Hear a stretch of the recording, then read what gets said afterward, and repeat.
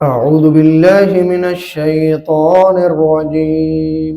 بسم الله الرحمن الرحيم.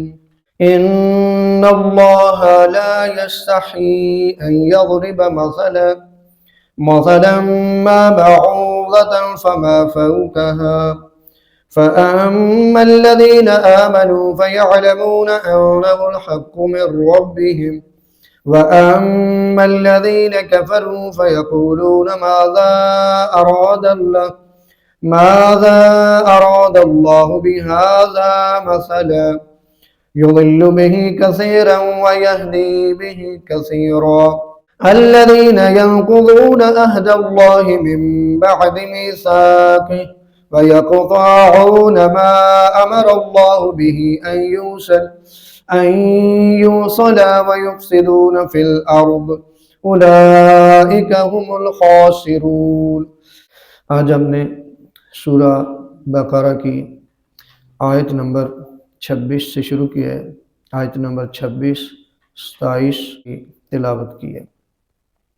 خداوند کریم ارشاد فرما رہے ہیں ان اللہ لا یستحیی ان یضرب مثلا ما بعوضة فما فوقها فأما الذين آمنوا فيعلمون أنه الحق من ربهم وأما الذين كفروا فيقولون ماذا أراد الله بهذا مثلا يضل به كثيرا ويهدي به كثيرا وما يضل به إلا الفاسقين.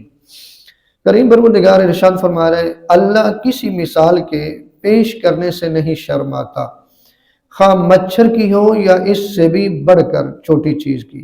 بس جو لوگ ایمان لا چکے ہیں وہ جانتے ہیں کہ یہ مثال ان کے رب کی جانب سے برحق ہے، لیکن کفر اختیار کرنے والے کہتے رہیں گے کہ اس مثال سے اللہ کا کیا مقصد ہے.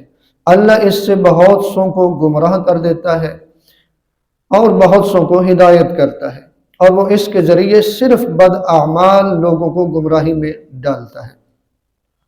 خداوند متعال نے اس آیت میں مچھر کی مثال دی ہے، اور مچھر کی مثال دینی کیوں پڑی ہے؟ اکثر اگر ہم دیکھیں نا، ہم مثال کیوں دیتے ہیں؟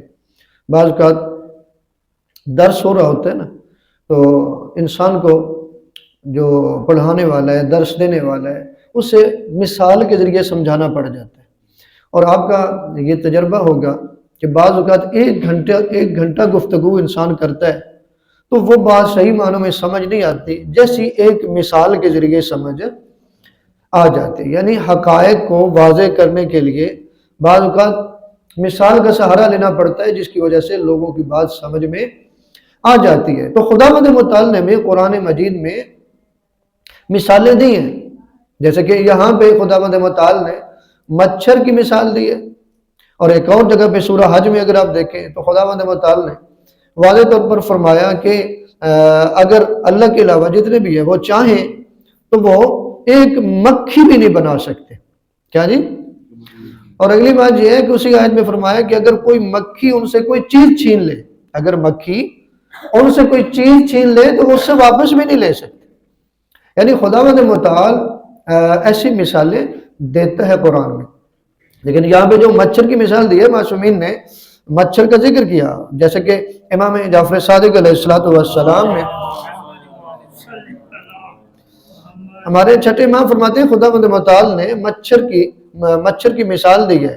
فرمایا کہ یہ جسامت میں سب سے چھوٹا ہے، مچھر جسامت میں سب سے چھوٹا ہے، اور فرماتے ہیں لیکن اس کے جسم میں آلات اور اعضاء و جوارے جو ہیں وہ خشکی کے سب سے بڑا جو جانور یعنی ہاتھی ہے اتنے اس میں پائے جاتے ہیں، بلکہ فرماتے ہیں 2 اعضاء اس میں زیادہ پائے جاتے ہیں. یعنی ہاتھی میں نہ سینگ ہیں نہ پر ہیں، لیکن مچھر میں اللہ نے سینگ بھی رکھ دیے اور پر بھی رکھ دیے. یعنی خداوند متعال ان کے ذریعے آپ کو غور و فکر کرنے کی دعوت دیتا ہے. بھی خداوند کریم وہ ہے کہ جو ایک چھوٹا سا جاندار ہے اس میں وہ والی ساری چیزیں بلکہ اس سے بھی اضافی رکھ دی ہیں، پھر ایک بہت بڑے جانور میں رکھ دی جو کہ ہاتھی ہے. خداوند متعال اس کے ذریعے ہمیں جو خداوند متعال نے یہ دنیا خلق کی ہے اس پہ غور و فکر کرنے کی دعوت دیتا ہے. اور اس میں بیان کیا گیا کہ بلکہ مولا متقیان علی بن ابی طالب علیہ السلام کا فرمان پڑھ دیتے ہیں. درود پڑھیے گا مولا کی ذات. اللہم صلی علی محمد و علی محمد.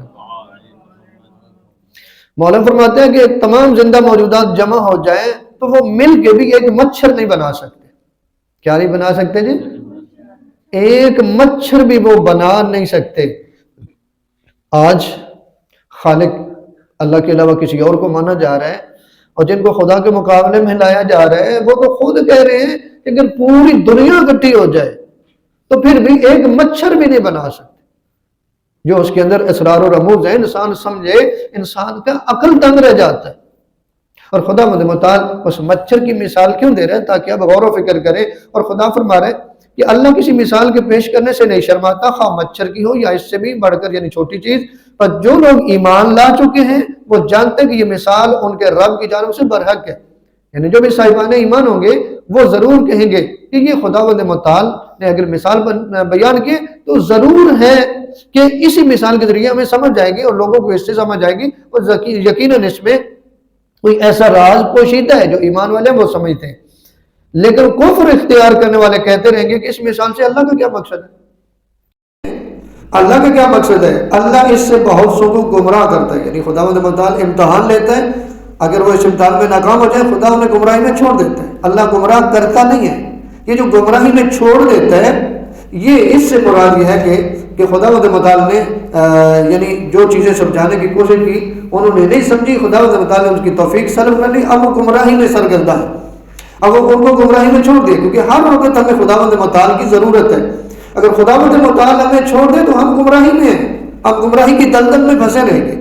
خدا فرمائے ایسے لوگوں کو خداوند متعال گمراہی میں چھوڑ دیتا ہے اور بہت سو کو ہدایت کرتا ہے. یعنی ایسی چیزوں سے بہت سے لوگ ہیں کہ جن کو ہدایت ہوتی ہے. مثلا ابھی ہم نے یہ آیت پڑھی ہے، اس کا ترجمہ پڑھا ہے اور معصوم کا فرمان اس کی تفسیر میں پڑھا ہے، تو یقیناً ہمارے ایمان میں اضافہ ہو گیا. ہم یقیناً ہم سوچنے میں مجبور ہوتے ہیں کہ واقعی یہ تو چھوٹا سا ایک خداوند متعال کی مخلوق میں سے ایک جاندار ہے، اس میں اتنی چیزیں خداوند متعال نے رکھ دی کہ جو ہاتھی میں ایک بہت بڑے جاندار میں پائی جاتی، بلکہ اس میں دو چیزیں زیادہ رکھ دی، ایک سینگ اور دوسرے پر. یعنی ہاتھی کا کوئی پر نہیں ہے. تو خداوند متعال کے لیے کوئی مشکل کام نہیں ہے. اور خداوند متعال فرما رہا ہے وہ اس کے ذریعے صرف بدعمال لوگوں کو گمراہی میں ڈالتا ہے. جن کے اعمال اچھے ہیں، جن کا ایمان اچھا ہے وہ گمراہ نہیں ہوتے، ان کے ایمان میں اضافہ ہوتا ہے. اگلی آیت میں خداوند کریم ارشاد فرما رہا ہے الذين ينقضون عهد الله من بعد ميثاقه ويقطعون ما امر الله به ان يوصل ويفسدون في الارض اولئك هم الخاسرون. خداوند کریم فرما رہے ہیں جو فاسقین اللہ کے ساتھ محکم عہد باندھنے کے بعد اسے توڑ دیتے ہیں اور اللہ نے جس رشتے کو قائم رکھنے کا حکم دیا ہے اسے قطع کر دیتے ہیں اور زمین میں فساد پھیلاتے ہیں، یہی لوگ نقصان اٹھانے والے ہیں. اب یہ جو آیت ہے اس میں وہ لوگ جو خسارے میں ہیں، وہ لوگ جو گھاٹے میں ہیں، ان کا ذکر کیا گیا. پہلی چیز جو بدعمال لوگ ہیں، جو فاسق لوگ ہیں، پہلی چیز کیا ہے ان کے اندر ہوتی ہے کہ اللہ سے جو انہوں نے عہد کیا ہے اس کو وہ توڑ دیتے ہیں. اب اللہ سے عہد کیا ہے؟ اللہ سے عہد خدا کی اطاعت کا عہد ہے کہ ہم خدا کی کیا کریں گے؟ اطاعت کریں. وہ خدا کی اطاعت نہیں کرتے، معصیت پروردگار کرتے ہیں. دوسری بات اللہ نے جس رشتے کو قائم رکھنے کا حکم دیا اسے قطع کر دیتے ہیں. یعنی خداوند متعال نے رشتہ داروں کے ساتھ تعلق بنا کے رکھنے کا حکم دیا اور وہ کیا کرتے ہیں؟ اپنے رشتہ داروں سے تعلق کو توڑ دیتے ہیں. خداوند متعال قرآن میں فاسق کہہ رہے ہیں. کیا کہہ رہے ہیں جی؟ فاسق کہہ رہے ہیں کہ جو اللہ کی عہد کو توڑ دیتے ہیں اور جو لوگ اپنے رشتہ داروں کے ساتھ تعلق توڑ دیتے ہیں. اب بعض انسانوں کا لوگوں کا یہ سوال ہوتا ہے بھئی ہم تو کوشش کرتے ہیں رشتہ داروں سے تعلق بنا کے رکھیں لیکن وہ نہیں رکھتے. کیا جی؟ تو کیا ہم بھی ایسے ہی کریں؟ نہیں. معصوم سے یہ پوچھا گیا، معصوم نے فرمایا اگر تم بھی ایسے ہی کرو گے تو پھر ان میں اور تم میں فرق کیا ہے؟ یعنی انہوں نے بھی تو وہی کام کیا کہ آپ سے تعلق توڑ دیا اور جواب میں آپ نے بھی تعلق توڑ دیا. فرمایا پھر تو تم چھٹی معصوم کی یہ روایت ہے جس کا مفہوم سنا رہا ہوں. فرمایا پھر تو تم دونوں ایک جیسے ہو گئے نا کہ اس نے بھی تعلق توڑا تم نے بھی تعلق توڑ دیا. فرمایا ایک روایت میں کہ فرمایا کہ مضبوط اس رشتے کو مضبوط بنانے کے لیے، اس ناطے کو مضبوط بنانے کے لیے تمہارے پاس مفہوم یہ ہے کہ تم ایک گھونٹ پانی سے بھی یہ کر سکتے ہو. کس سے؟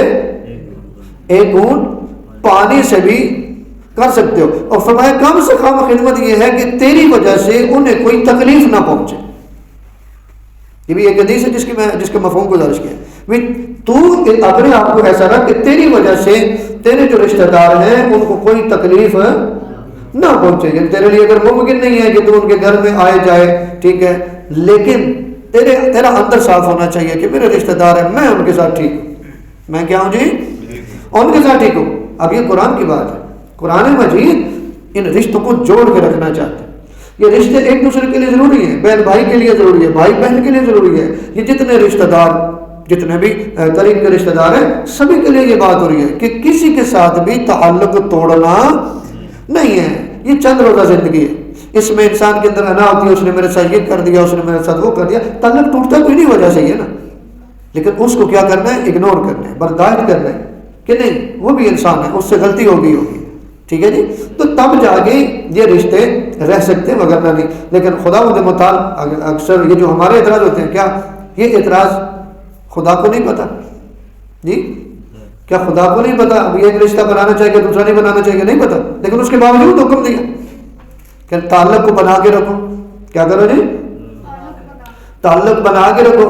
اور یہاں تک کہ اگر آپ اپنی طرف سے پوری کوشش کرتے کہ تعلق بنا رہے, آپ اپنا دل صاف رکھتے ہیں ہمیشہ کے لیے, انہیں کوئی اذیت نہیں پہنچاتے, اس کے باوجود بھی کوئی آپ سے ڈسکنیکٹ رہتا ہے, تو اب وہ اس کا قصور ہے. اور پھر مولا متقیان کا ایک فرمان ہے جس کا مفہوم ہے کہ مولا فرماتے ہیں کہ جسے اپنے چھوڑ دیتے ہیں اس سے بیگانے مل جاتے ہیں. کیا ہوتا ہے جی؟ لیکن ایسا نہیں ہے کہ اس کو ہم اپنے مقصد کے مطابق اس فرمان کو لیں, یعنی چلو انہوں نے چھوڑ دیا تو چھوڑو. نہیں, اپنے دل میں ہونے کے لیے کوئی میل نہیں رکھنی, انہیں اذیت دینے والا سوچنا بھی نہیں ہے. یعنی آپ نے اپنی ڈیوٹی پوری کی, پھر بھی وہ دور ہی رہتے ہیں, تو مولا فرما رہے ہیں آپ کو کوئی بیگانے یعنی اچھے لوگ مل جائیں گے, ٹھیک ہے, جن کے ساتھ آپ کا ایک اچھا تعلق بن جائے گا. لیکن بات پھر بھی وہی ہے کہ آپ نے اس تعلق کو بنا کے رکھنے, چاہے گھٹ پانی سے ہو یا کم سے کم خدمت ہے کہ آپ ان کو کوئی تکلیف نہ پہنچے.